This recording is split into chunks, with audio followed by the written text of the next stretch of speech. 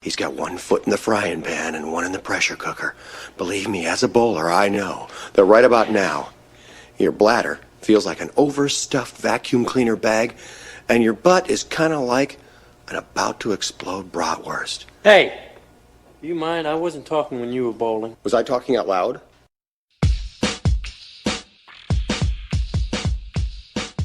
Well, welcome to the first episode of Munson's at the Movies. I'll be your host, Kyle Hickman, and I'm going to give a wide berth to the rest of these Munsons here and go ahead and give them the opportunity to introduce themselves. This is James the Imperio.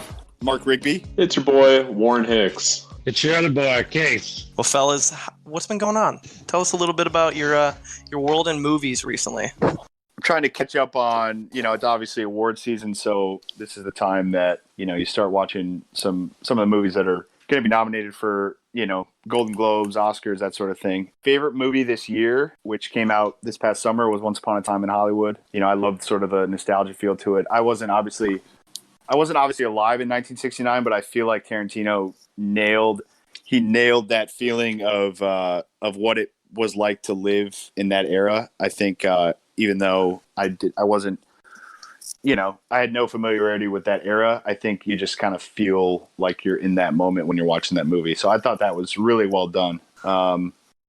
And yeah, just been saw obviously The Irishman and Marriage Story. Those are pretty convenient watches, just having them on Netflix. Love both of those. Saw Uncut Gems last week. I liked it, and it's kind of grown on me the last few days. Just because Adam Sandler's, that role, he kind of digs into it and doesn't really, the movie sort of grabs you right away and doesn't really let you go until 2 hours later. So I know you guys watched that as well, and I was a big fan of that. So I will stop talking now. But yeah, there's some good movies out. Yeah, your affinity for Once Upon a Time in Hollywood, that makes sense based off of your love of Don Draper and the attempt to drink scotch. Absolutely. Yeah. Absolutely. And it got a lot of criticism for being not as, not a progressive movie, because there wasn't, a lot of people of color, and Margot Robbie really only had 10, I think she spoke 10 words the whole movie or something like that. And so that's obviously something to take into consideration. But I thought it was just really well done from a cinematic sort of entertainment standpoint on Tarantino's end.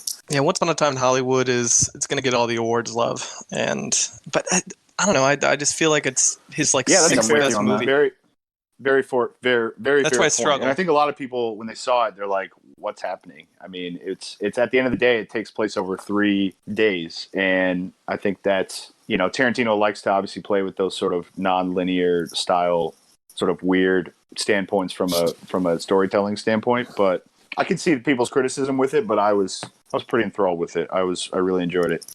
Well, I'll say my world is getting busy because I'm going to the Sundance Film Festival here in about a week and a half. Never attended before, and I've kind of built out a game plan. If I saw a movie in every time block from start to finish, I would see 26 movies, and I know that's not going to be possible because there's a good chance my mental health will just go to shit by the end of the week. So if I could see 10 to 12, 10 to 15 good movies, you're going to be going to all those parties and stuff, and try to eat a few meals.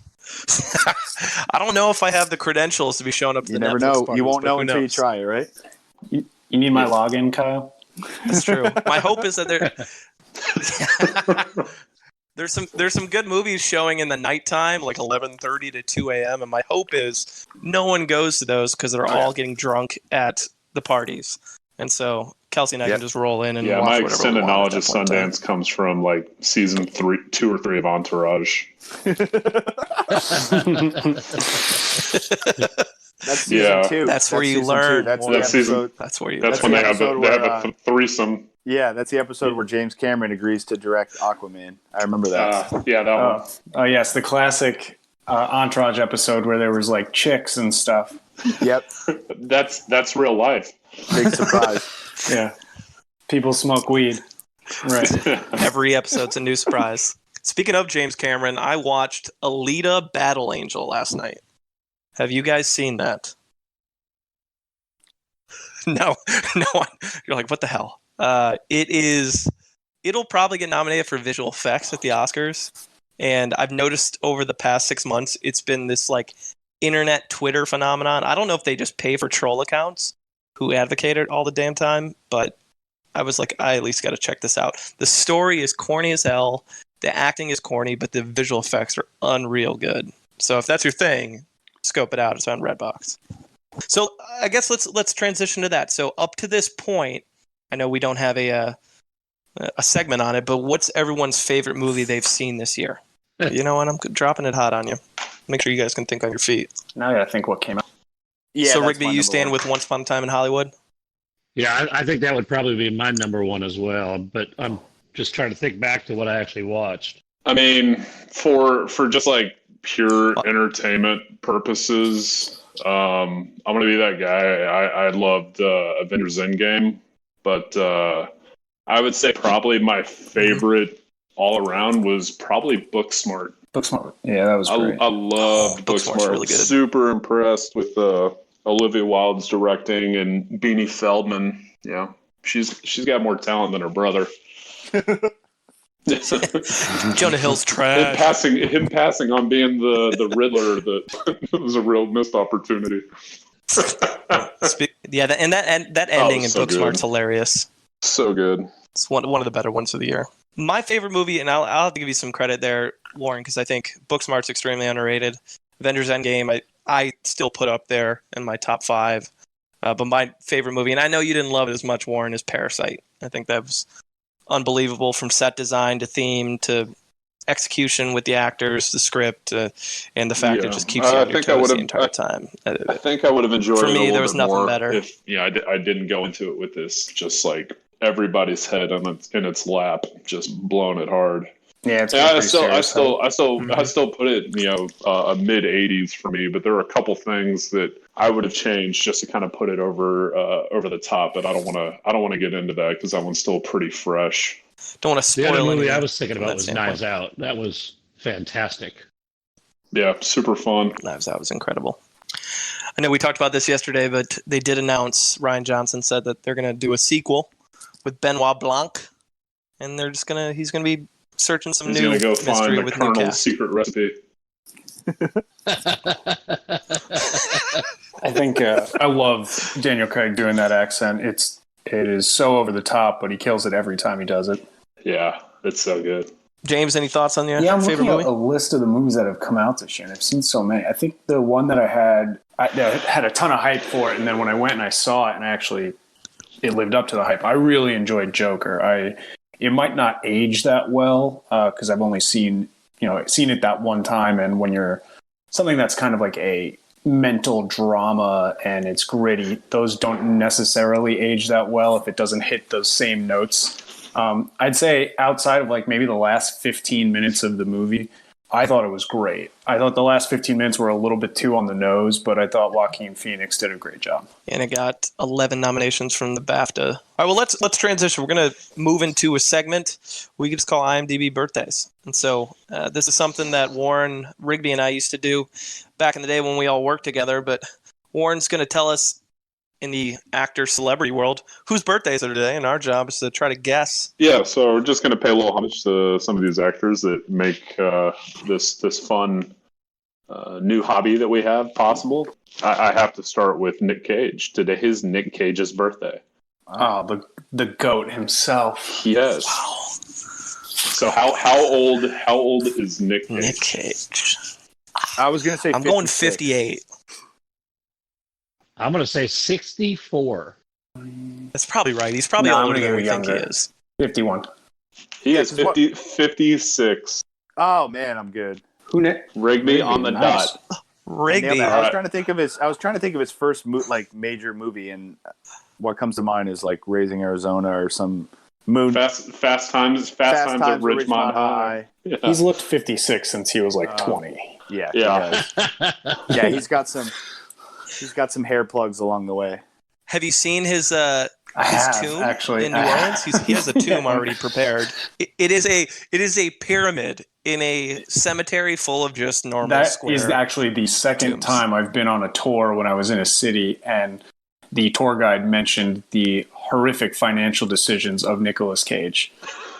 Twice that's happened to me. The other time was in London, and someone's like, and then this idiot bought this. I was like, Nick Cage again. Yep. All right. He's on brand. Next one is David Caruso. Yeah, I had to throw out a slightly random one here. Is that CSI Miami? Yeah, he's the one who takes hell his yeah. sunglasses off. and everything. Yeah. He hits the one-liners. I'm gonna say 56 again. 61? I'm gonna go 54. I think everyone's young. 65. 64. Craig was the Wow. closest. It's that fire red hair, man. It makes him look young. All right, we'll wrap it up with one Youthful. more. We got Jeremy Renner, Hawkeye himself. Ooh. 48. Jeremy. 45. Oh, the price is right. 46. I'm gonna go 50. 49. 49. Oh, wow. I was about to say, Craig. Wow. Ah, No, I was one off. Rigby again? Yeah, but you were under, so Price is Right rules. Rigby All right. takes the cake on today, I'll take January it. 7th. Well, if it's Price is Right rules, the second Sure, one no Craig wonder. didn't win because he overbid. No one won the second one. David Caruso lives. Wah, wah, wah, wah. Poor guy. Poor guy. Well, thank you, Warren. We appreciate that. We'll look forward to the next edition of IMDb Birthdays. Yeah, I got Rigby's got the early lead. So that's You've also never watched a cartoon before, and you've been watching Oscar-worthy movies Yep. since you were probably 2. So you got a little bit of a head start on the rest of us. All right, fellas. Well, as you know, but our audience may not at this point, the way this podcast works is that we have a list of 300 plus actors, and before each episode, we pull out the old random number generator, something the Google provides, and we select 5 actors to consider for our conversation. And so, as you all know, this past time, our 5 up for consideration were Dominic West, Matt Dillon, Chloe Grace Moretz, Toni Collette, and Joseph Gordon-Levitt. We obviously selected Joseph Gordon-Levitt, but before we got to that point, were there any thoughts on the other 4 options? Did you want to do them? Did you not? Do you absolutely fucking hate someone? Of those I'd love to options, hear some thoughts. I think JGL was probably my favorite choice. The movie I got to watch of his, I had never heard of before. Of those, that was definitely the one I wanted. Other than that, I've seen Toni Collette in a lot of good movies recently, so I was interested in her as well. Yeah, Toni Collette's really been on a tear. Just like for someone who's been around for not very long time, but has made a serious impact, Chloe Grace Moretz. She's got some awesome stuff, some super entertaining things. Kyle, I know you hated Kick-Ass. Okay, I mean that's to tie it up with Nick Cage. I mean her and Big Daddy. There's not much else you can do. Kick-Ass was great. Wow, Kyle. Yeah, the only other person on that list that I would have considered would have been Matt Dillon, strictly for 2 movies. There's Something About Mary, Wild Things. You didn't like him in Crash? Wild Things. Yep. Oh, that movie blows so hard. It makes me cry, though. Yeah, I won't lie to you guys. Don't you dare talk badly about that best It's about picture movie racism. like that. Did you get it? It's blasphemy. Yeah, Don Cheadle taught me so much about racism. I'm actually a Dominic West fan, but I can't think of any movies he's in. I love The Affair, and I loved The Wire, but I can't think of any movies he's in. He plays like a second fiddle in a lot of his I'm trying to think of- films. I He's know not he's much in, of a leading guy. He's in 300 and Johnny English Reborn. That's right. He just played listed all the he classics played over Sandra there. Bullock's boyfriend in 28 Days. It was where she went to rehab. Remember that? Where she was like a drunk. Yeah. It was like an early 2000s movie. Mhm. And then he was also the bad guy in Money Monster with George Clooney. I don't know if you saw that. That came out a few years ago. It was a terrible movie. Yeah. But he played this. Yeah, he was like this. He plays a was really this good evil bad guy. financier and sort of, was sort of the bad guy in that movie, which he kind of has that sort of that look to him. I mean, obviously he's the good guy in The Wire, and I think that's what probably most people will know him from. But he definitely has that sort of like weathered look to him that makes him look like he could be a bad guy too. So 300 is what comes to mind when I think of Dominic West. Uh-huh. That like conniving, sniveling role he played in that. But now I'm with you guys. Chloe Grace Moretz would have been fun to talk because it would give us an opportunity to talk about Nicolas Cage in Kick-Ass. And she's done some good dramatic work too. But Toni Collette would have been fun. She's had some great performances. But we got JGL, and this man's been acting since he was 6 years old. So that's I think it's about as good of a starting point as we can get. So how this is going to work, we select the actor, and it's chosen by the spinning wheel of the 5, and in this case, it was Joseph Gordon-Levitt. We'll walk through a series of topics related to it. So James will walk through some trivia.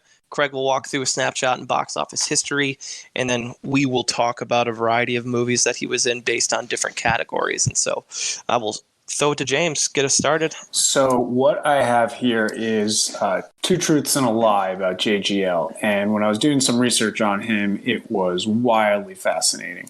So what I'm going to do is I'm going to read off these 3 facts. 2 of them are 100% true, and 1 of them is actually a different actor. I'm going to let you guys guess which is which, and then I'll reveal it after the fact. So the first fact is he's actually known to be a huge Dungeons & Dragons fan, so much so that he actually wrote the foreword to the commemorative book titled 30 Years of Adventure, A Celebration of Dungeons & Dragons, which actually didn't come out that long ago. The second fact is his grandfather was a film director of critically acclaimed movies in the 1940s before he was blacklisted in 1951 by Senator Joseph McCarthy for being a communist. And number 3 is his mom actually ran for Congress in California's 28th district in 1970, but lost.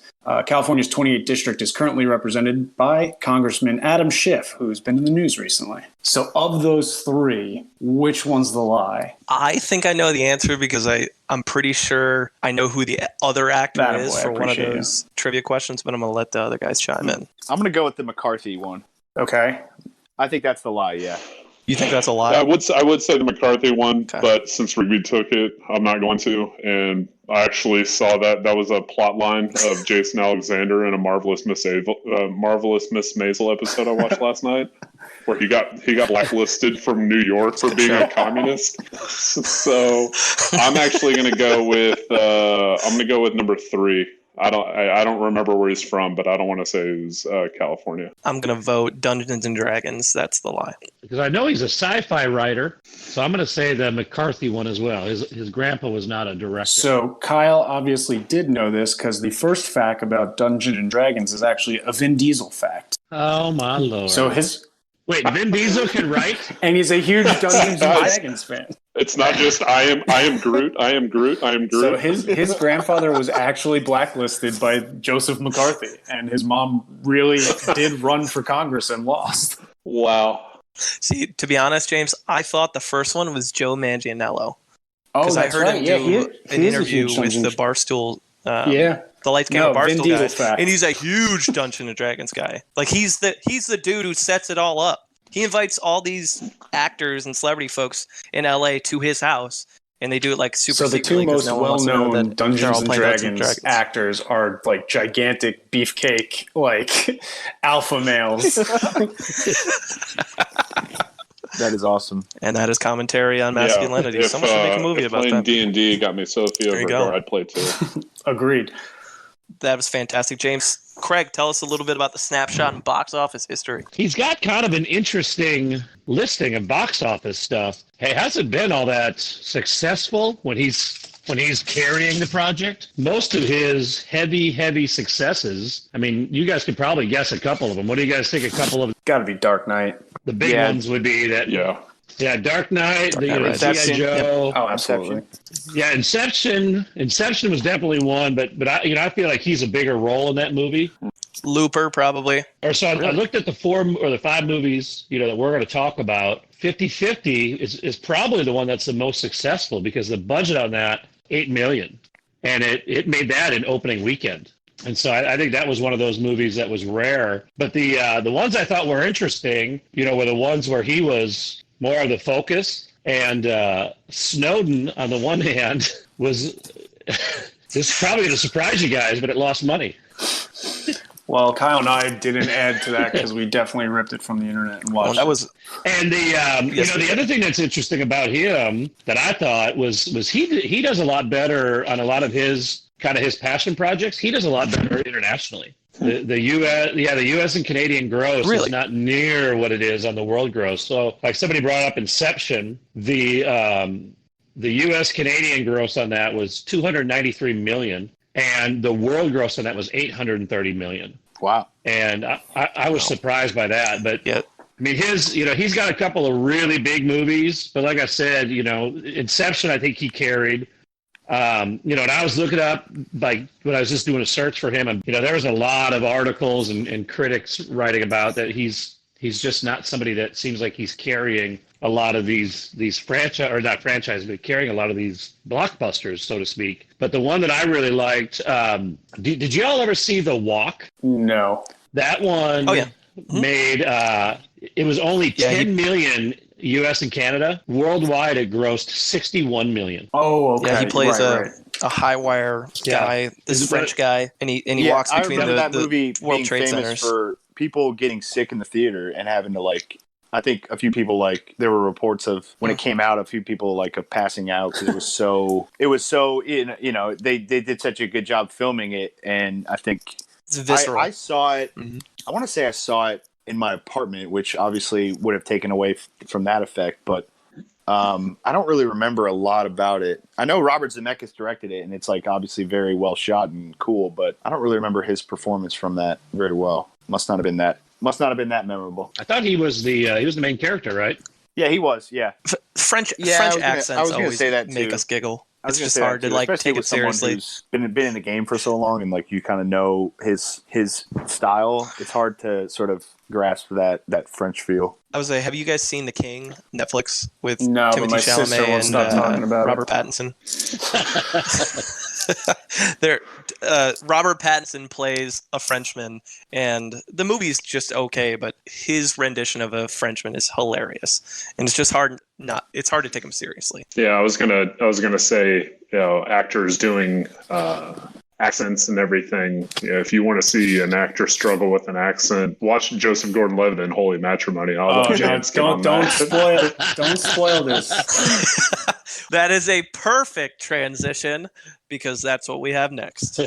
So James, tell us a little bit about his first feature film, Holy Matrimony, who here thought Angel of the Outfield was his first Absolutely feature thought film? it was. So Holy Matrimony was quite a journey for me. Came out in 1994 when he was a young lad. I believe he's 12 years old, and he gets top billing on this. So he is the star of this movie. And folks, this movie sucks. I gave it a 23 out of 100, and that 23 is mostly because Patricia Arquette really tries her hardest in this movie, and she does a good job with a terrible role, a terrible plot, a terrible character. Let me give you the general synopsis before I wrote down my play-by-play on what I was experiencing while I was watching this movie. So the plot is Patricia Arquette and her boyfriend, who is played by Tate Donovan, who's the guy from, he's one of the hostages in Argo. They work at a carnival, and they rob the carnival, and they're wanted by the law. And Tate Donovan comes from a very religious family that lives on a commune in Canada. And so to get away from the law with all this cash, he's like, I'll just mix in with my family and we'll hang out there. And when he gets there, his little brother is played by JGL, and his little brother is like, oh my God, my big brother is here. I love him. And they're running from the law. So that's how this movie starts. 10 minutes later, the first thing I wrote down, I was shocked. Directed by Leonard Nimoy, the Leonard Nimoy. Didn't see that coming. That blew me away. I paused the movie, I was like, "There's no way!" And it's like Spock. Sure as shit. Spock directed this horrific movie. JGL is absolutely an adorable little kid.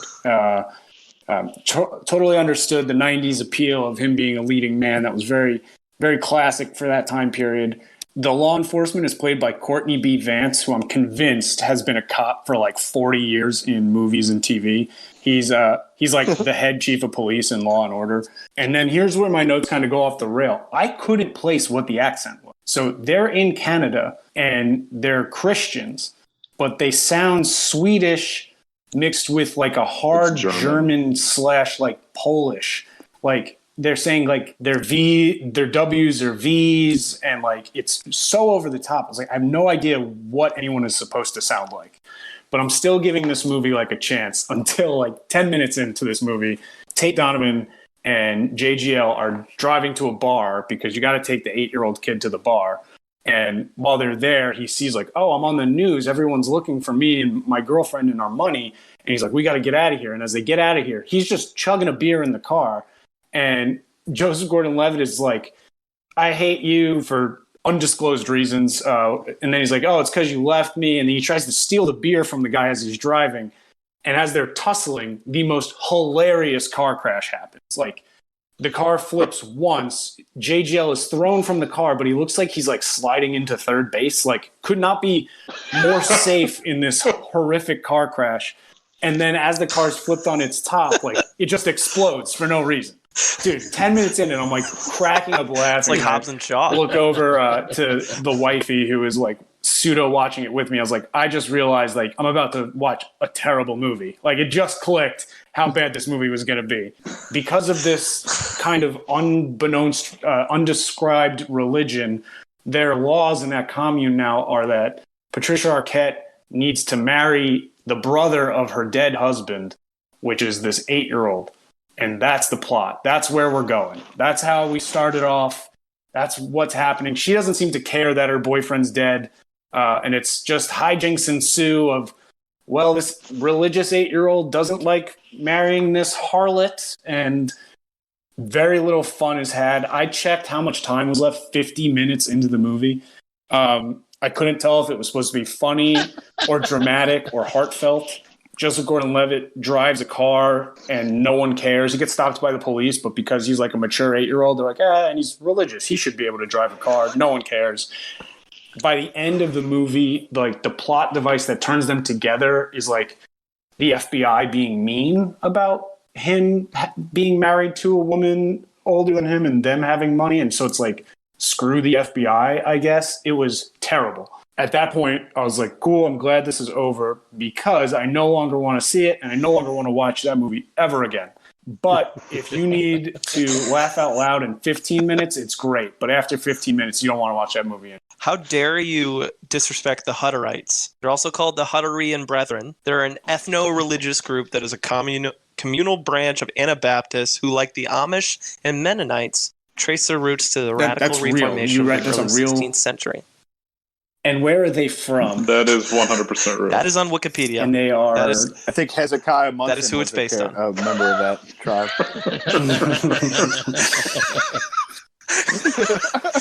We don't have a cow. We have a bull, though. So you honestly using Kingpin as a transition, like Patricia Arquette's character trying to get assimilated with them was very similar with Roy trying to get assimilated with the Amish. So in my opinion, this movie, because I watched it, it was Kingpin mixed with Witness with Joseph Gordon-Levitt in a little like Confederate soldier's hat the entire time. Yeah. The accent, though, Warren, you're right. It was so confusing. I was like, are they German, but like speaking Swedish? The funniest part in the whole movie, if you can make it in, it's like an hour in, but he's sitting at the diner with Patricia Arquette and he gets food delivered to him and he starts to pray and he prays in like German. And there's this group of truckers sitting behind him and the guy takes his hat off and he's listening to him pray and he says, Amen. And the guy sitting behind him goes, hey, amen, brother. It's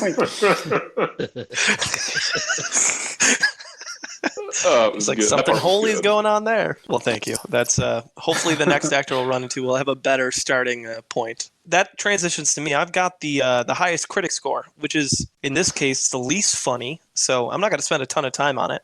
His highest critic score is 50-50. So, and by critic score, you're talking about we're using Rotten Tomatoes as our critic.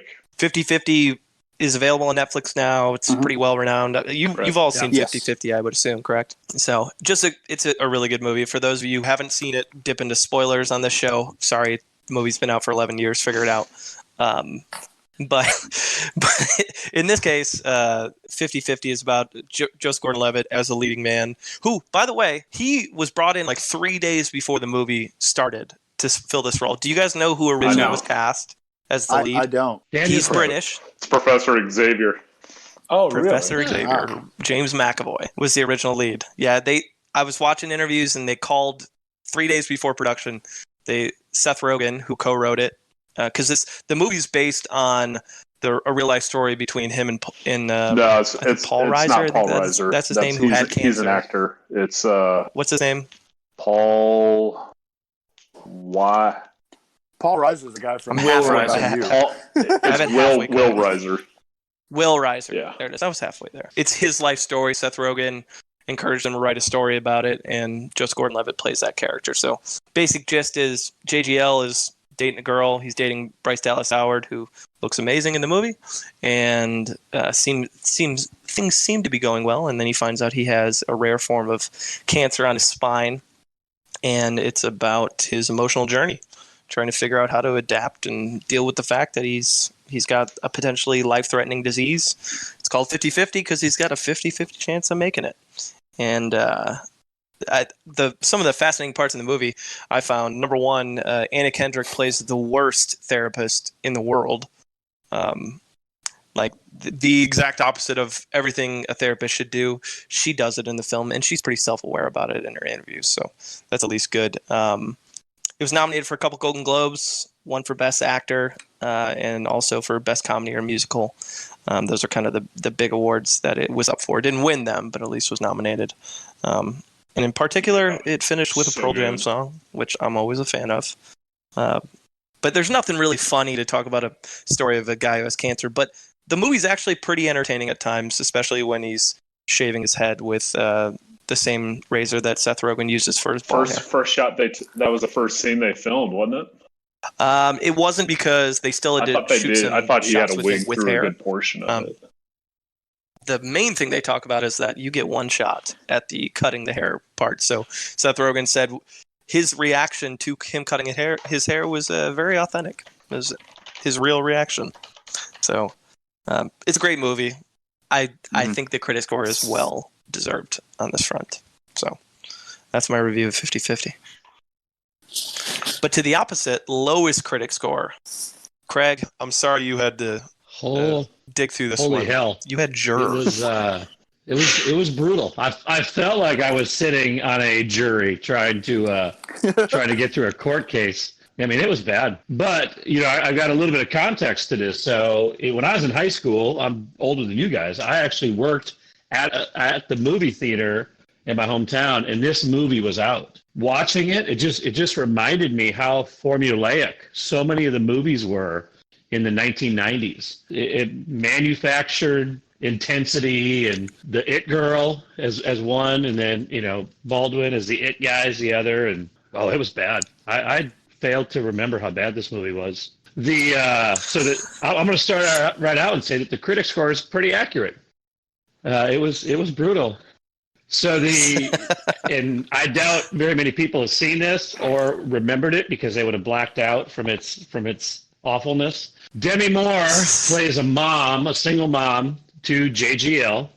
Just the first scene, they're in jury selection, and they're fixing to do like a capital murder case. And she's making jokes, and the judge is making jokes, and the whole courtroom is laughing. And I just couldn't help but think this is terribly unauthentic. And it was so bad. It was so bad. She wants to be part of this, and it's just turns out the guy was like a mob boss. James Gandolfini, show some respect. Well, he's not the mob boss. He's another hitman. Gandolfini's probably the highlight of it. He was probably one of the better actors in this whole movie, and his part was fractional. But our resident Gandolfini is a treasure, Italian folks. Tell you what, he is, and he was great in this. He was honestly great in this movie. But he just didn't have anything to move the story forward. He was just carrying that character's role. But so it turns out the mob boss is using Baldwin to influence the jury, and he becomes enamored with Demi Moore's beauty and grace, and he's determined to not only turn her to get the whole jury to vote or to convict or to not convict him, and then she ends up he ends up falling in love for her, but obviously she doesn't for him. And the ending is just insane. They end up in Guatemala. somehow, and she spoiler alert, sorry everybody, it's 1996. She shoots him in Guatemala. No. You know, somehow a movie that starts out with a courtroom comedy scene ends with a murder in Guatemala. Yes. So she shoots Alec Baldwin Yes. in Guatemala. That's why Demi Moore signed up for this film. She fucking hated Alec Baldwin and was like, I can shoot him in a I movie. thought you were going to throw Yeah, a twist where Demi let's Moore go. shot JGL in Guatemala. All I remember from it is this the movie where JGL like pleads the fifth. Like all I remember is the scene where he like No. someone says I want to plead the fifth, and I remember asking like my parents like, what does that even mean? Like you don't have to talk to lawyers. Like someone's been murdered and you just don't have to do anything. No, he just plays this lady's son, and he's kind of, I think the only reason he's got such a big role is Alec Baldwin's character keeps trying to use him as kind of a pawn to get her to do what he wants. And actually his acting's not terrible in a movie, particularly since he was 10 years old, 12 years old at the time. Was he 15? 15. He was born in 81. Oh no, so he had probably, when it was filmed, he was probably 13, 14 years old. But it was a very 90s movie.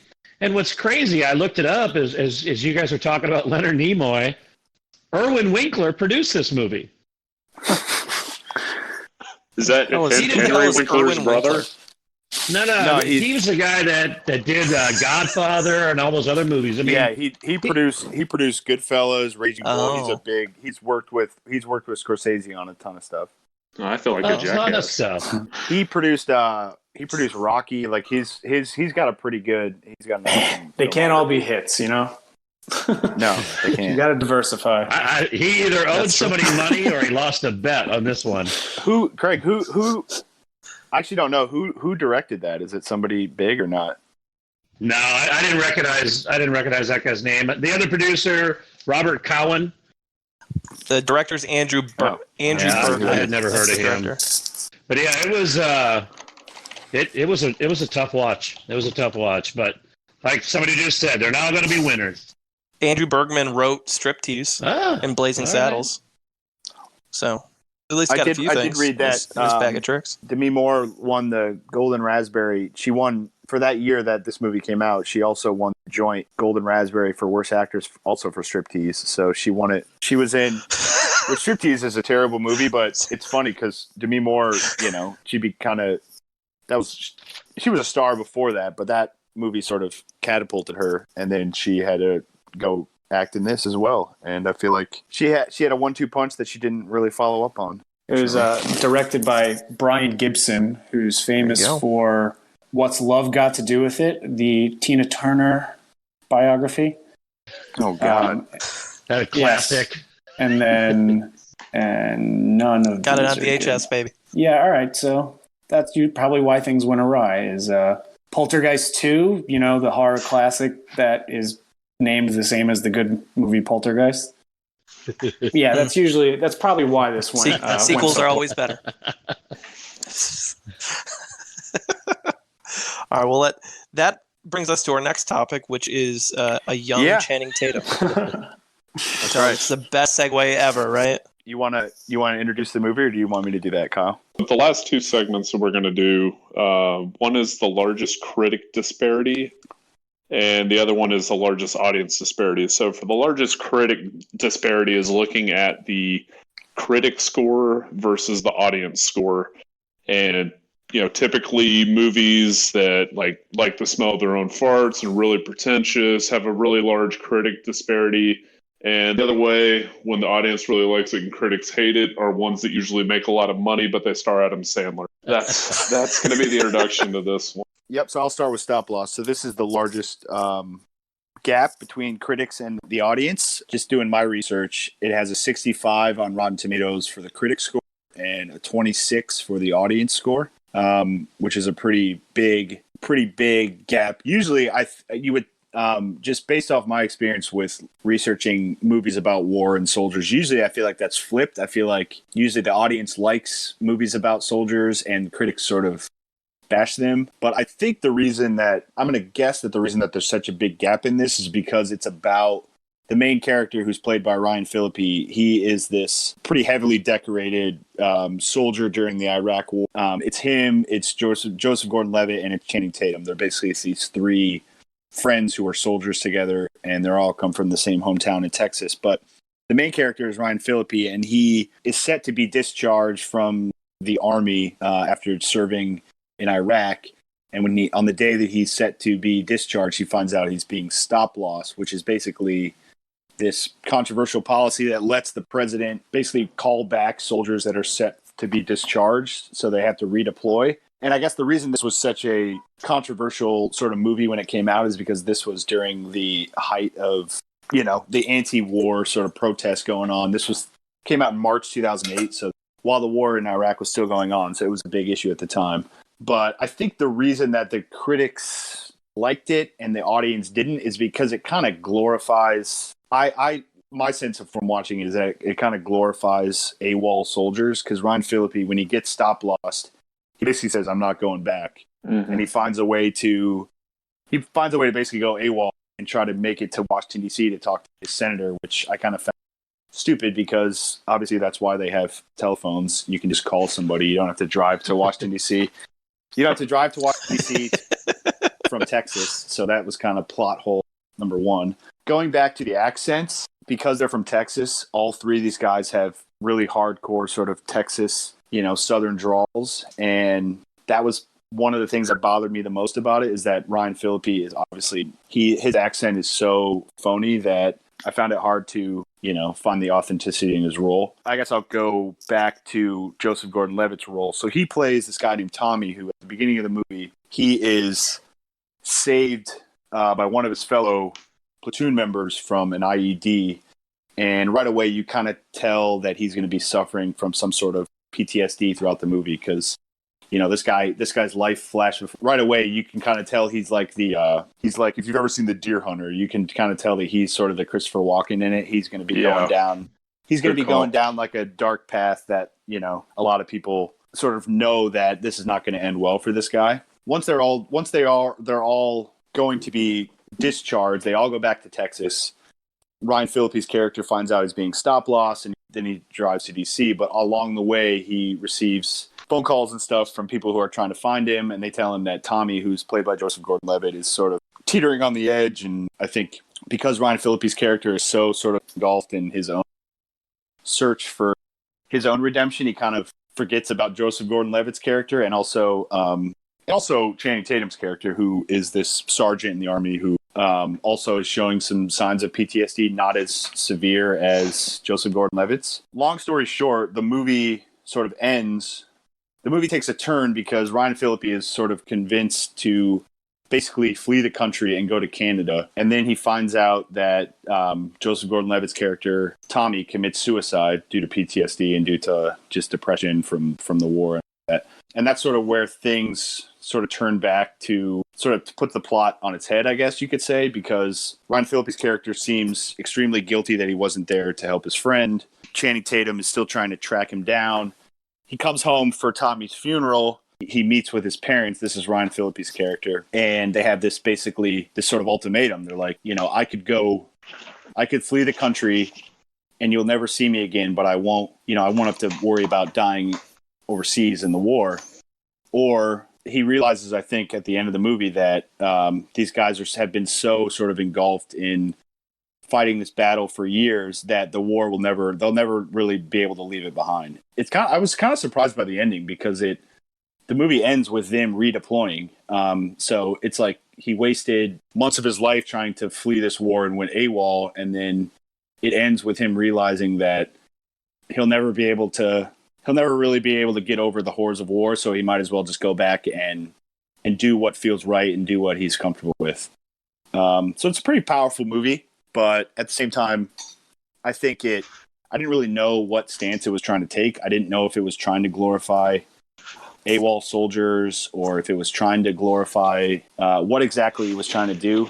So I found it kind of muddled in that sense, but entertaining movie. And you kind of forget how big of a deal the war in Iraq was at that point. I would have been, I still remember high school and college when I first started getting into politics, and that's like all people talked about was like the war in Iraq and how big of a deal that was. Mm-hmm. This was before the financial crisis, and so that was the big issue. Rigby, question So, yeah, for I you. enjoyed it. Do you fall more on the Yeah. critic side, or do you fall more on the audience side when it comes to the rating here? I'd say the critic side. I mean, I would give it. It has 65 on Rotten Tomatoes. I'd probably give it a 60. So I'm right there with the critics because I do feel like it has the message at the end, I think, is a powerful one. Basically, like this guy who spent all this time trying to get out basically knows that he has no other option but to redeploy and do what he's familiar with. It's a pretty tried and true sort of plot line that we've seen before, but I think putting that in the Iraq war context of it was pretty. It was pretty much MTV's response to the Hurt Locker. Yeah, true. Yeah, which same year and everything. I was about to say because didn't Hurt Locker win the it was released Best Picture in what, it was 09? released in 08. Right. I'd have to look at what one actually came out first. I don't actually know. They were. They're probably produced about the same time.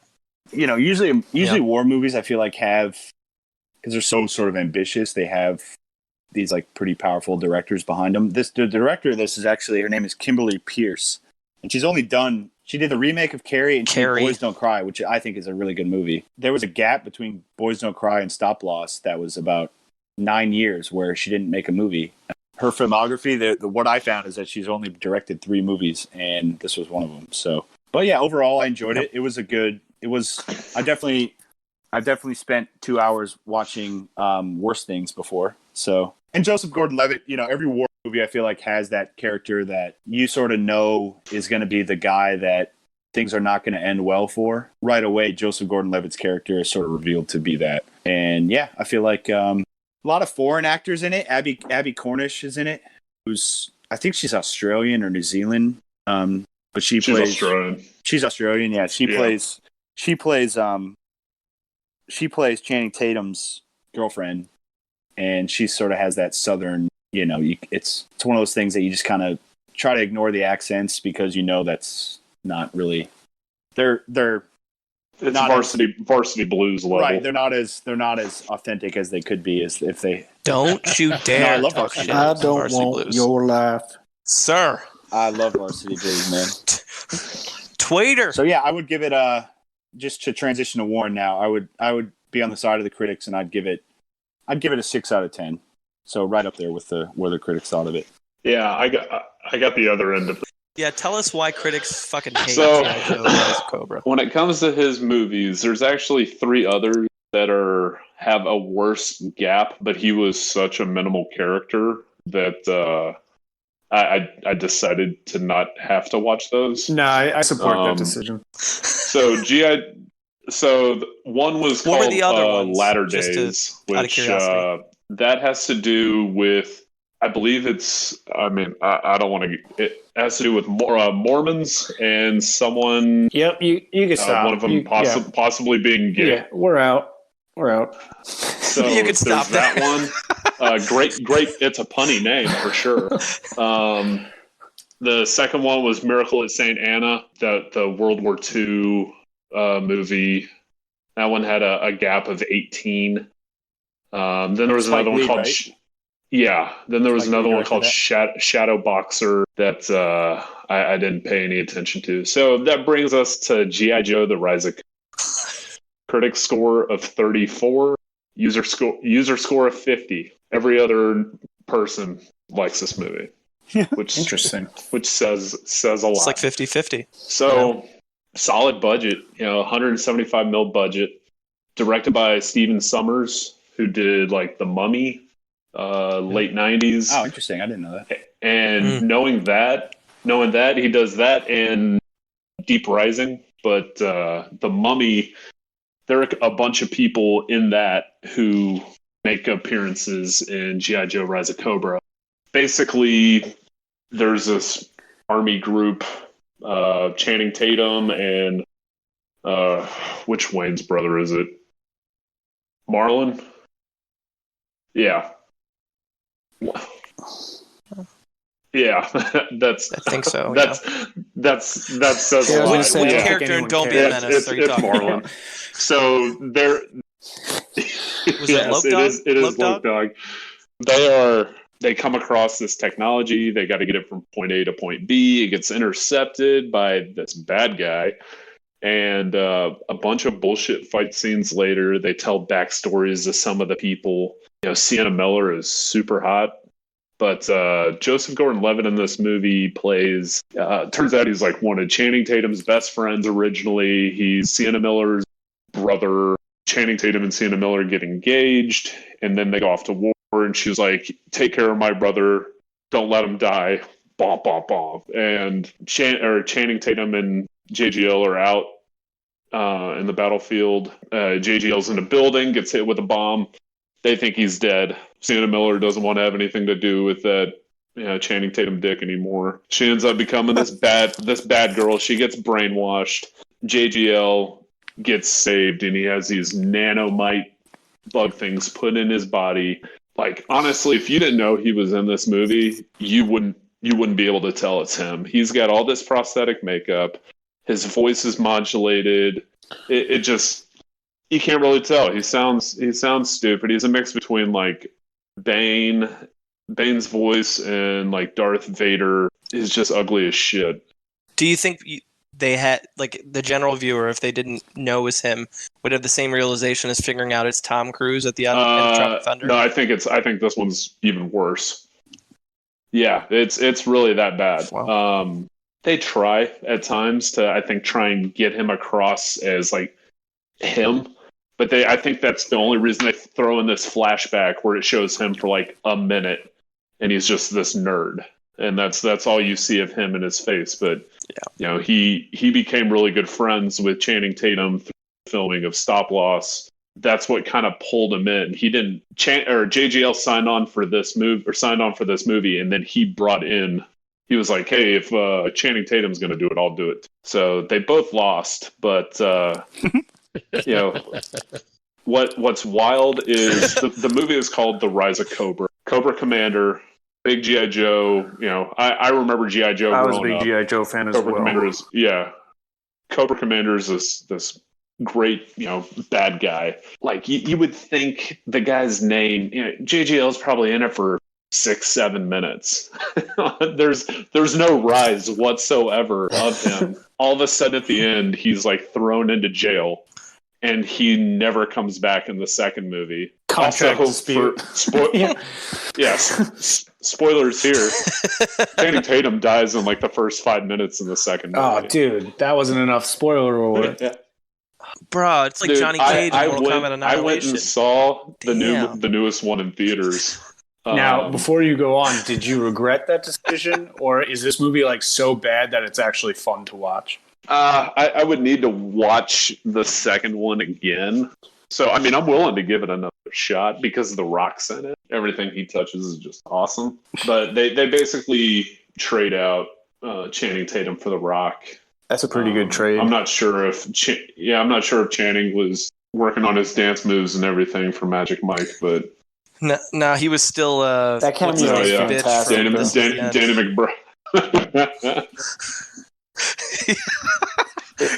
Admitting that Leg. Channing Tatum is actually a funny actor was like one of the harder things I've had to do as a viewer, because I just wanted to hate him his whole career because he's like really handsome and only plays the really handsome guy, and him actually very good as a comedic actor really cut me deep. Yeah, I think 21 Jump Street's one of the movies ever, if I'm being honest.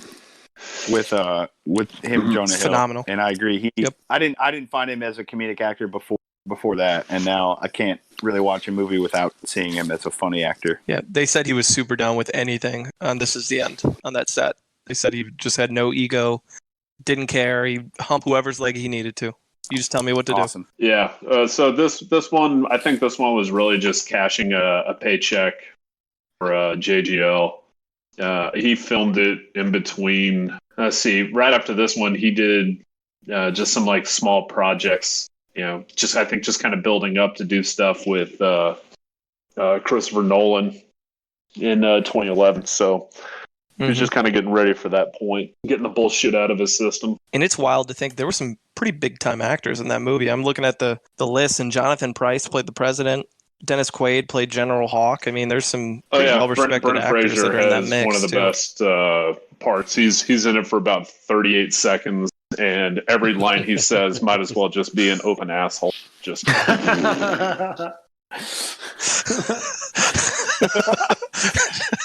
like worst, Just a flapping worst accent, just trying to sound hard, and I'm like, dude, you're fucking Georgia the Jungle. Show Frazier some I respect. feel like Brendan Fraser. This was just a bad one for him. Fraser's got good stuff. Trust, I do like some of his stuff, but man, this one was bad. He does. Yeah, that's more that's well. definitely what it is. It's the He Mummy. does well. So that's the Brendan Fraser is the Mummy. There's another bad guy, the guy who plays Emotep in that one. He's got a role in this one. Yeah, and then Of course. yeah, Arnold. It's the whole freaking Vosloo. cast. Yeah. Yes, he is. Is Benny in it? Benny Is his has little buddy 30 Benny in it? seconds of Jesus. screen time, and you can tell from that little weasel ass voice that he has. Yeah, if he my if little he wore a buddy fez, Benny. that would have been All right. the only thing that really tied the two movies together. But yeah, for me, I definitely I'm on the critic side for this one, but I'm not as harsh. Yeah, 34. I'd probably give it a maybe about a 40 because there are some decent graphics in here. That's really about it. It was just more of a nostalgia feel being the G.I. Joe side of it, but there's a lot that they just kind of took from various things. So Okay. Well, fellas, that's only a few of the films that he's been in. I always like to leave some space to talk about some other notable performances. So I'll start by saying this. As we mentioned earlier, Angels in the Outfield. It's my first JGL experience, and I was happy to know he was nominated for a Saturn Award. The coveted Best performance Saturn by a younger Award. actor for his performance in Angels in the Outfield. Is that the Yep. canceled model It's car? better than nothing. Like, I've That's all I'm never saying. heard of It's this not award worthless. before. He got a Saturn out of it. Yep. Yeah. First car. 16 years old. Here you go. He's in two of my favorite movies of all time. One being Inception. That was my first. That might be everyone's first Christopher Nolan introduction. Blew my mind. Absolutely loved it. And he's also in The Dark Knight Rises, my favorite of the Christopher Nolan Batman series. Most people like The Dark Knight, but I loved The Dark Knight. His character in both of them is like he's a supporting actor, and he's kind of just playing like the straight man, the cop, the quiet sidekick on both of them. I'm trying to think of his roles specifically. I think that might be he's in a lot of action movies, and being an action star is how you become a leading man, and I understand that. But I think his sweet spot is actually more in like the romantic comedy side.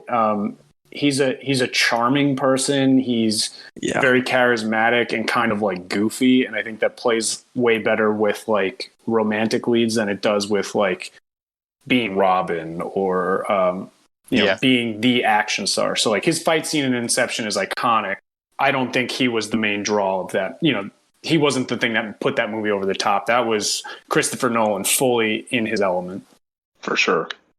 So let's do it this way. I found a list on Watch Mojo of his top 10 performances. Let's see how many of them you can name. And I will, spoiler alert, of the That's gotta five be- we discussed, only So one of them. Yeah.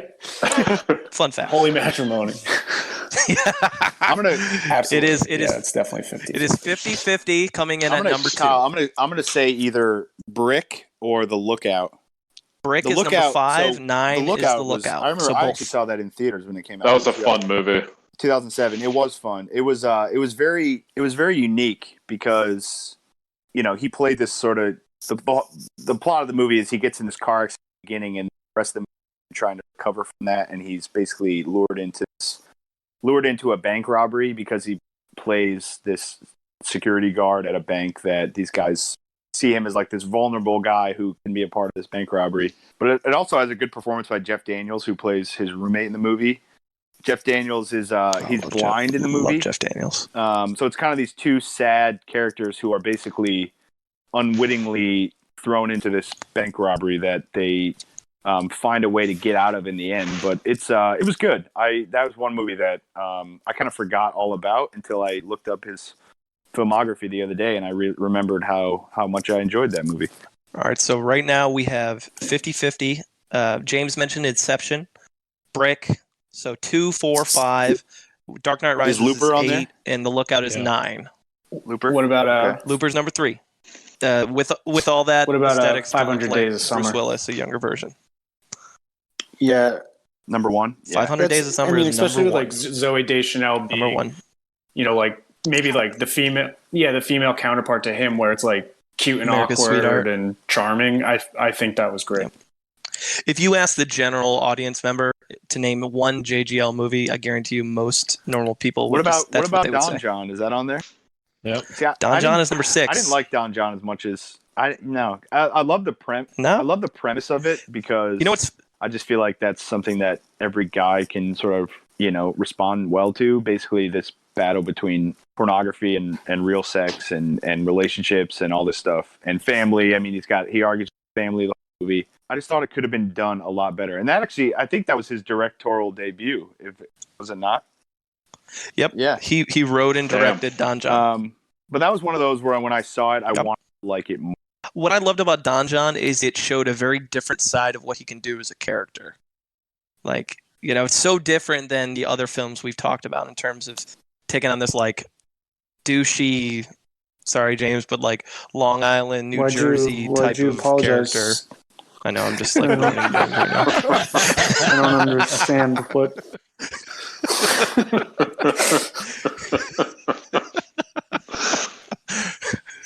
All right, so we've hit 1, 2, 3, 4, 5, 6, 7 8, and 10. 9. So we're missing 7 and 10. I know he was in. One of them is a Third Rock TV from the show. Sun. I'll I give know you he that clue. played. Third Rock from the Sun. He played. I know he Third played. Rock from What's the his Sun. name? Son in Lincoln. He played Robert Lincoln and Abraham Lincoln.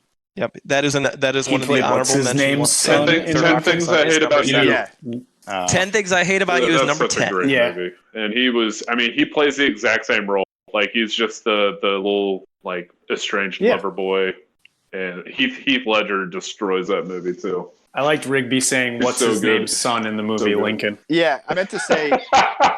Lincoln's son. I meant to say he played. I meant to say he played what's his name in Lincoln, and it came out he played what's his son. So that didn't. Who He is is the shot- guy? The guy with the beard and the tall. The Shit. guy with the beard Is and the it tall hat. Garfield? Yeah, you know who I'm talking about. So here were the other honorable mentions: Hesher, Manic, Mysterious Skin. I actually and did Premium see That was Rush. where he's on the. I don't know if you guys saw That Premium was where he's Rush, on the. but He was the bike. He was on the Yes. bike, right? Hesher was Yep. a weird one, too. I watched that one, and he was just a long-haired guy who listened to metal and hung out with a little kid. That was the extent of the movie. I don't know. He who was hasn't done basically. that? I mean, let's be It was honest. basically Bill Hader's role from like Hot Rod. That's inspiration for Hot we Rod. mentioned Snowden That's where earlier. that I came hated from. that movie. Yeah, that was his. And That was his last. I think big it's film, because 2016. I don't know if you've seen the documentary on Snowden and how that whole thing that documentary is awesome, and it's one of those where like when you see something first, you kind of have this thought of how good that was, and then when you see a dramatized version of it, it just sucks. It can't live up to it. So, and Oliver Stone is. For all the good movies he's made, he's sort of made some stinkers in the last couple of years too. So, Well, he's part of an untitled Netflix film that's coming out next year with Jamie Foxx. So that's kind of his, I guess, next big I'm fine with project. it if So we'll Jamie see how that Foxx is goes. playing a motherfucking Jones role. That's about the only thing I want to see him do right now. maybe we should do Jamie Foxx. I couldn't tell you what. Respect he's been the in wheel, last Rigby. 5 years. We got to let the Yeah, wheel I'm just decide. kidding. It's fate's. I know. You're right. Yes, You're right. the wheel Hickman, decides everything, Rigby. Hickman, like you were saying, You know you're going to say that. It'll show up like you were 5 saying times, about and we won't pick him. 2020, the trial of the Chicago 7. He's Yeah. he's one Written of by- those in that Written one. by Aaron so. Sorkin, so you know it's going to be. You know it'll That- be. Dude, Oh, this really? this Okay. cast is Eddie Redmayne, Joseph Gordon-Levitt, Jeremy Strong, Sacha Baron Cohen, Michael Keaton, Frank Langella. That movie's Yeah, been in the works for a Jesus. while. There was like Yeah, at one point like Will Smith was supposed to be in it. I think there's been Gemini Man was a good call, though. That was a good call. Will Smith's probably been a striking smarter out for a career while, decision. man. The CGI is pretty impressive in that movie. As much as I didn't like the movie itself, the CGI was. I just couldn't Pretty get over the trailer thinking that his line, you made another person out of a person, was like the hook. Like, that's something that, I got to see what this is. Like, I was like, that's how people are made. Like, this is not interesting to me. Well, fellas, this will bring us to our last piece on JGL, and that's we're introducing a segment on this is our chance to rate his career. So we've got essentially 5 different categories to consider, but the idea is on a scale of 0 to 100, how would you rate JGL's career? So some of the things we've talked about is longevity, their pop culture impact, their acting flexibility, their ability to fill different types of roles, get kind of how they've hit in the award circuit. And then their personal life. And you could also put in there, too, their ability to do other things like write, produce, direct, sing, whatever those things happen to be, how many tools they have in their bag. So anybody want to start us off and give a rating that they want to – I know it's hard. We don't have anybody to compare to. I think if you're just talking about longevity, obviously, the guy was a childhood actor and he's still a star, 30 years later. I think that's important. I think that's pretty impressive in itself, considering how many child actors sort of fall by the wayside in Hollywood. Considering his grandfather was a communist that was blackballed. Right. Exactly. Exactly. So yeah, I think if you're looking at it, longevity standpoint, I think you got to give it him pretty high marks. I don't know if I'm willing to put a number on it, but he's up there with people that have had pretty long careers for. Yeah. We'll think of how many child actors have just burned out and turned into drugs and whatever. So, he's still killing it. Yeah, I mean, that's still killing it. It's kind of like Jason Bateman, just like the guy's been around he got his start really young and he's been around ever since. Annoyed in every possible role he fills. I put a score to it. Part of it was, yes, that I agree with you, Rigby, that he's, been around for a while. He was a child actor. And I look at it more so of, I don't think he was a very good child actor. I think he was like very white bread. Like, it was fine. Like, he's gonna, Angels in the Outfield is a classic Disney movie, and you watch it and you're like, these are what I expect from a Disney movie. And Holy Matrimony, this is what I expected from, an 8-year-old doing this movie. I think he started to come into his own a little bit more with 10 Things I Hate About You, Third Rock from the Sun. I think he still has the potential to truly become a great actor. I don't think he is there yet. I think he's been in great movies, but not where he was the lead. I think some of the movies he was lead. I think Days of Summer is great, and I think he was great in that role. But I think we still haven't seen the best from him, so I'm excited to see him kind of develop. Yeah, he's only been nominated for 2 major awards. He has 2 Globe noms for 500 Days of Summer and 50/50. So he's certainly not in that category. I put him at 65. I think there's room for growth, and 65 out of 100. I think most of his movies are pretty good. I am excited to see where he goes. I just don't think he's quite there yet. Yeah, if I had to put a number on it, I was leaning towards like 70, low 70s. So I would be comfortable with 65. So what's the final number you're going to drop on us, Rick? Because we're going to average these out, all 5. 70. I'll go ahead and go next. Yeah, James, you said a bunch of really solid stuff, and I completely agree that. Yeah, I definitely feel that the best from him, we've yet to see it. I'm not sure what kind of role it's going to take to bring that out, or the type of movie. I want to see a little bit more diversity in the roles that he has, whether it's a kind of a comedy or something that's a little more serious. He still always kind of plays like that cut and dry, just progressing the plot kind of person. And I just want to see a little bit more out of him. But you take career longevity. I know he's done some singing stuff on the side, but like the movies that he has been in, at least for me, have been like Inception and the Dark Knight Rises and all that stuff. Really impactful. So like for me, I'm going to give him a 73. But I do believe the best is yet to come, and I really hope that with the movie next year, the Trial of the Chicago 7, that and like really badass out of him in that one. All right, I will. I'll jump in. So I took some of those and I gave point totals down to the category. So I gave him a 15 out of 20 for longevity because he is still doing the work as a child actor until now. Pop culture impact. I mean, his name is an acronym, right? And not like you say JGL, people know who that is. So he's got a brand out there. So I give him a 13 on that front out of 20. In terms of acting flexibility, I mean, he's the best way I would describe it. I gave him a 13, and I kind of talked about Don John versus Third Rock versus 50-50. And so he can be a supporting role. He can lead some movies. Yeah, he's not Denzel, but he at least shown enough variability to do some things. Awards, I gave him a 4 out of 20 because he just hasn't hit that level. And then in his personal life, he seems like a super private guy.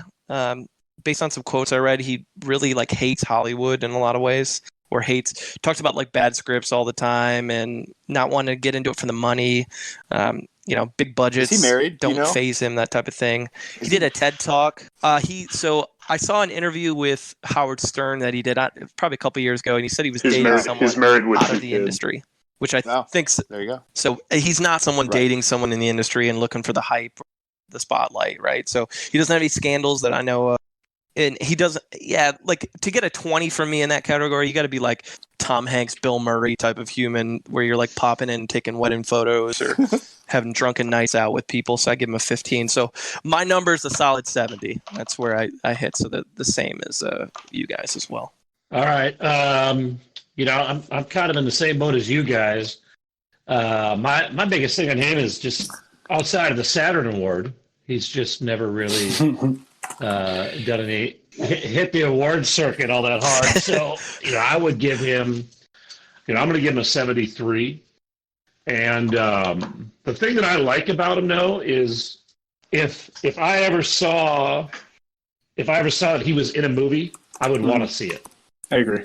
Yeah. And at the same time, if somebody was like, can you believe he's up for an award? I would believe it. And so that's why, I was thinking it would be lower than that. But I also like his versatility. And even when he has those dumb pop-ins on those evening shows, the night shows, I like those too. So I'm going to give him a 73. That puts him at an average of a 70 across all of us. Yep. 70.5 right on the dot, which is pretty good. I mean, most MLB hitters are getting hit 3 out of 10 times. So. Hall of Yeah, I feel like bad. the more we do these, the lower these numbers are going to get because we're going to be like 100%. Oh, there are some actors that I truly hate, so that could entirely happen. This seems like the perfect middle ground to start with because it gives us some flex up and down. You know what I mean? If we start with someone truly awful or great, it's hard to compare. He's been in movies that we saw as kids too, so that was a big, it kind of. Yep. He's got a wide berth to choose from, as my boy Ernie would say. A wide berth. Well, fellas, that's JGL, and so we'll wrap it up on him. But as we move on to our next episode of Munson's at the Movies, the random number generator has spoken, and we have 5 options that we will be picking from. As James said earlier. About the wheel decides. And so our 5 options are John Lithgow, Peter Stormare, Adam Scott, Sam Neill, and Kristen Wiig. Any preliminary thoughts on the options? Any you all are looking forward to? You're hoping the wheel brings us some luck? That is a very eclectic list. I feel like you can't really go wrong with any of them. Yeah, each time you say Adam Scott, I think Michael Scott, and I struggle to think of things that Prison Michael. If we do Adam Scott, I feel like we have to play the the clip from Step Brothers. His character is in the car. I agree. Did you guys ever see him in Party Down, the TV show? So good. Oh man, Party Down is one of the funniest shows Agreed. I've ever seen. It's a show. I was just gonna say, Party Down was one of those shows that if you haven't seen it, it's 2 seasons. It's one of those extras with Ricky Gervais. It's just 2 quick seasons that I recommend to everybody. That if you haven't seen it, watch it and you'll just die laughing. Hickman, I know why you want Sam Neill. Hunt for the Wilder. Why do I want Sam Neill? Oh, it's one of my favorite movies, man. It's amazing. You guys might be haters. It's funny as hell, It's one of for my sure. favorite movies. It's so good. And just Jurassic Park. I mean, just getting a chance to talk about the For original sure. Jurassic Park is worthwhile too. But I know just as well as every one of you here that the number one person you want from this Why? list is Kristen Wiig, and we all know why. Because of yes. Well, I would. Because we Fuck want to talk about yes. MacGruber. I'm excited to see Because- what I Put get it- assigned put it here. in my so veins. I hope that if we could change up who gets to choose the critic scores, high, low, all that fun stuff. Because if I get the worst movie, this person's going to get scathing reviews. Scathing. I think for the sake of our audience, we can switch it up every time and see if we can serve in some different roles. Maybe put it that way. We can't subject the same person to the worst movie over and over again. They will quit. 100%. We will be 4 months at the movies and declining quickly. All right, fellas. Well, as we wrap this thing up, I'll toss this out there. One word to describe JGL's career. We'll go around. A quick summary on your thoughts on JGL. One word. Entertaining. Entertaining. I'm gonna say consistent. Rigby? Going back to what I said earlier, I think it's important to highlight that the guy's been in the business for 30 years. So I'll say longevity. I was about to say, is that one big hyphenated sentence that you're telling us leading right up there? to the one word. Charming, absolutely charming. And I'll toss mine nostalgic, just because gotta love Angels in the outfield. All right, well, gentlemen, appreciate your time today. This is our first episode, hopefully with many more to come. For those listening, look out for us on social media. You can follow us Munson's at Movies on Twitter and Instagram. That's where we will let the wheel decide who we're going to choose next time. But until then, y'all enjoy.